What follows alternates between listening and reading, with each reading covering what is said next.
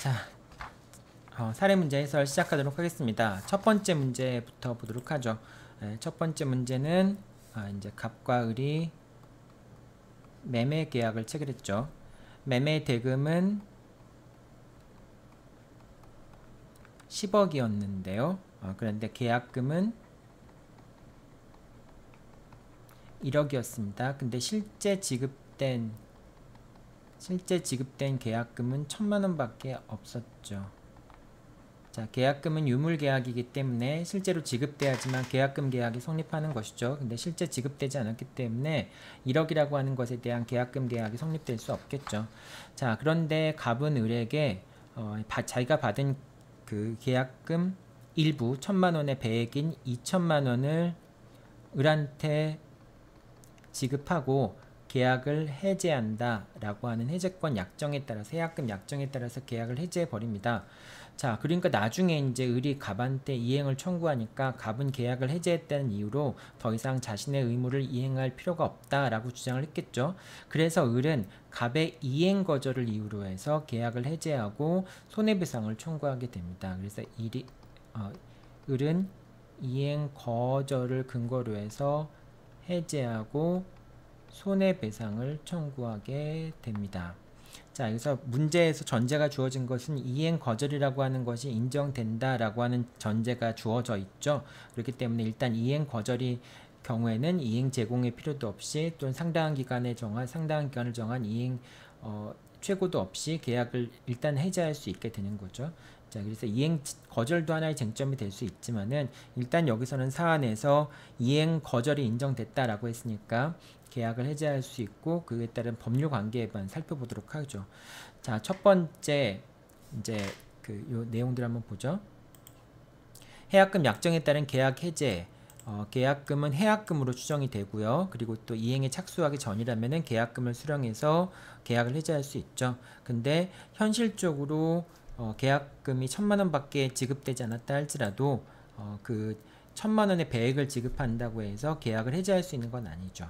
그래서 계약금 계약이 성립하지 않았기도 했고, 그리고 만약에 계약금의 배액을 지급하고 계약을 해제할 수 있다고 한다면은 최소한 당사자가 약정했던 금액을 기준으로 해서 만약에 이제 갑이 을한테 계약금의 배액, 그러니까 배액이니까 받은 거를 돌려주는 거니까 사실 1억만 지급하면 되겠죠. 그러니까 1억을 받았으면 2억을 돌려주는 건데 지금 뭐 1000만 원만 받았으니까 1000만원 플러스 1억 1000만 돌려주면 되는 거죠. 그렇게 하면은 또 계약이 해제될 수 있을지 모르겠지만은 그것이 아닌 실제 받은 금액을 기준으로 해서 계약을 해제할 수는 없다라고 보는 게 판례의 기본적인 입장이죠.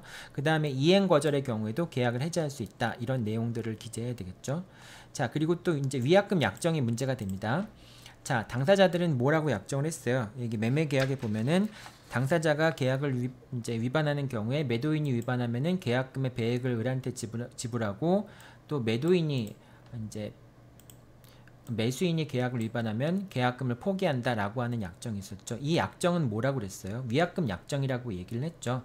따라서 만약에 이제 그 갑이 이행 거절이라고 하는 채무 불이행을 이유로 해서 을이 매매 계약을 해제한다면은 을은 어떻게 할 수 있어요? 위약금 얼마를 청구할 수 있습니까? 계약금의 배액을 지급한다라고 하는 것이니까 계약금 빼고 1억이 위약금이라는 뜻이잖아요. 그러니까 위약금이 1억이라는 거니까 을은 갑에게 1억을 청구할 수 있겠죠. 그 다음에 자신이 지급했던 그 계약금이 얼마였어요? 계약금이 일부긴 했지만은 1000만원을 지급했죠. 이 1000만원은 계약이 해제됐으니까 원상회복으로 반환 청구할 수 있겠죠. 그래서 을은 갑에게 계약이 해제되는 경우에 1억 플러스 1000만원, 결국 1억 1000만원을 청구할 수가 있게 됩니다. 근데 이제 을이 그 갑이 공탁한 2000만원 중에 2000만원을 채무에 대한 일부에 대한 수령이라고 이제 조건을 유보하면서 2000만원을 수령해 갔으니까, 그러니까 1억 플러스 1억 1000만원, 1억 1000만원을 이제 갑이 을한테 지급해야 되는데 그 중에 2000만원을 미리 지급한 거나 마찬가지니까 을은 갑에게 9000만원을 청구할 수 있겠죠. 그래서 9000만원의 지급을 청구할 수 있다라고 하는 것이 이 문제의 결론입니다. 자, 이게 첫 번째 문제고요. 두 번째 문제 한번 보도록 하죠. 자, 두 번째 문제에서는 이제 을이 갑한테 계약금 1억을 실제로 지급한 거죠. 지급한 다음에 그 다음에 계약금을 1억을 이제 9천만 원을 마저 지급해서 계약금 1억을 지급한 상황에서 이제 을은 중도금 지급기일 10일 전에 이행을 제공했습니다. 이행 제공, 자기합수표로 이행 제공한 거예요. 채무의 일부를 이행 제공한 것이죠. 근데 이제 중도금에 대해서는 전부를 다 지급한 겁니다. 그러자 갑이 매매대금을 인상하지 않으면은 그러면 뭐 계약을 해지하겠다고 주장하면서 이런 말은 의미가 없죠. 사실은 매매대금 인상하지 않는다고 해서 계약을 해지할 수 있는 권리가 있는 건 아니니까. 그러자 갑은 계약금의 배액을 공탁하면서 을에게 계약을 해지한다는 통지를 하였습니다. 중도금 수령을 거절하면서 계약금 배액을 제공하고 계약을 해지한다. 뭐 이런 주장을 한 겁니다. 자, 그랬을 때 이제 을이 갑한테 계약에 따라서 중도금과 잔금을 지급하고 이제 이 토지에 대해서 X토지에 대해서 소유권 이전 등기를 청구하는 소송을 제기한 거예요. 결국은 이제 계약 해제가 유효하냐 아니냐라고 하는 부분이 문제가 되는 것이죠. 그래서 이제 계약 해제가 유효하려면은 유효하기 위해서는 이행에 착수하기 전까지 계약금의 배액을 이행 제공하고 계약을 해제해야 되는 거죠. 근데 지금 을이 이제 계약금의 배액을 이행기 전에 이행 제공한 것이죠. 그 이행이 제공한 것이 이행의 착수로 인정될 수 있는 것인가? 이행의 착수로 인정이 된다면은 그러면은 이행의 착수로 인정이 된다면은 그 다음부터는 계약금의 배액을 이행 제공하더라도 계약을 해지할 수 없게 되겠죠. 이제 이 문제의 핵심적인 쟁점은 계약금 계약에 따라서 계약을 해지할 수 있는가, 이행의 착수가 있었는가 여부가 문제가 됩니다. 특히 이제 이행기 전에 이행에 착수하는 것이 가능한가라는 게 문제가 되는데요. 자, 원칙적으로 이행기 전에 이행에 착수하는 것이 허용이 되죠. 다만 특별한 사정이 있는 경우, 즉 이제 당사자가 이행기 전에 이행하지 않기로 하는 특약을 하거나 또는 기한의 이익이 채권자를 위한 경우도, 이 사안에서는 채권자를 위한 것은 매도인이라고 볼 수 있겠죠. 매매대금의 채권자니까. 매매대금의 채권자인 매도인을 위한서도 기한의 이익이 매도인을 위한 것이기도 한 그런 경우라고 한다면은 이행기 전에 이행에 착수하는 것이 인정이 되지 않는데, 근데 이 사안에서는 지금 그런 특별한 사정에 대한 입증이 없었죠. 그렇기 때문에 이행기 전에 이행에 착수하는 것이 가능하고, 이행에 착수한 이후에 계약을 해지하는 것은 이제 계약금 계약에 따라서 계약금의 배액을 이행 제공하고 계약을 해지하는 것은 더 이상 허용되지 않겠죠. 자.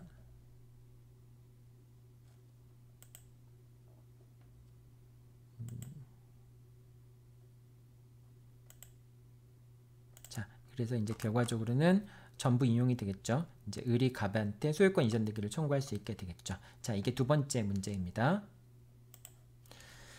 자, 세 번째 문제에서는 이제 갑과 을 사이의 매매 계약이 다 정리가 됐고요. 이제 을이 X토지에 관한 소유권을 취득한 다음에 을이 병한테 매도를 했고 병이 다시 정한테 매도를 한 겁니다. 이렇게 이제 이제 매매가 이루어진 건데, 그런데 이제 정이 병한테 매매대금을 모두 지급했지만 병이 정한테 매매대금을 모두 지급하지 않았어요. 그래서 이제 을이 병과 체결한 매매계약을 해지함으로써 결국은 병이 정한테 X토지를 인도해야 될 의무가 불능이 된 것이죠. 자, 불능이 됐을 때 병과 정 사이의 매매계약이 어떻게 처리될 것인가 라고 하는 점을 묻고 있는 겁니다. 첫 번째는 병과 정 사이의 매매계약은 타인 권리 매매이죠. 타인 권리 매매이기 때문에 타인 권리 매매에 관한 570조, 571조의 규정에 따라서 처리가 되겠죠. 그렇기 때문에 지금 이 사안에서는 선의의 그러니까 정은 선의가 아니죠. 정은 선의가 아니기 때문에 정은 매수인이지만 악의의 매수인이기 때문에 570조에 따라서 손해배상을 청구할 수 없겠죠. 다만 570조에 따른 해제권은 악의의 매수인도 행사할 수 있기 때문에 정은 매매 계약을 해제할 수 있겠죠. 병은 악의의 매도인이기 때문에 매매 계약을 해지할 수 없죠. 자, 이렇게 정리가 되고요. 두 번째, 손해배상은 청구할 수 없지만, 그렇지만은 병과 정 사이의 매매 계약에서 병의 채무가 불능이 됐을 경우에 그 불능이 된 것에 대해서 병에게 고의과실이 있다면, 지금 이 사안에서는 병이 을한테 매매대금을 지급하지 못함으로써 소유권을 취득해서 정한테 넘겨주지 못한 거니까 당연히 병에게 채무 불이행 책임이 있고 책임 있는 사유에 의해서 불능이 됐다라고 얘기할 수 있겠죠. 그렇기 때문에 정은 민법 390조를 근거로 해서 손해배상을 이행불능을 이유로 해서 손해배상을 청구할 수 있습니다. 이행불능을 이유로 해서 손해배상을 청구할 수 있다. 뭐 이것이 이제 갑과 을 사이의 기본적인 법률관계라고 볼 수 있겠죠.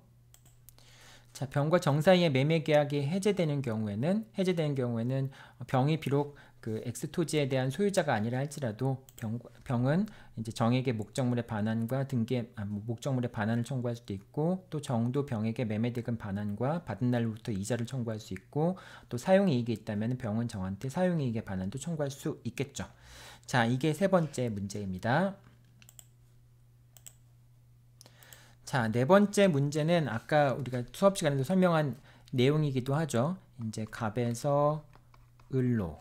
근데 이제 을이 병과 공모를 하고 서류를 위조한 것이죠. 그래서 을이 병과 공모의 서류를 위조했고, 그래서 을의 명의로 소유권 이전 등기를 마친 다음에 공모해서 병이 자신의 이름으로 소유권 이전 등기를 마친 거죠. 이게 이제 중간에 들어가야 될 게 을이 아니라 병이 이제 을과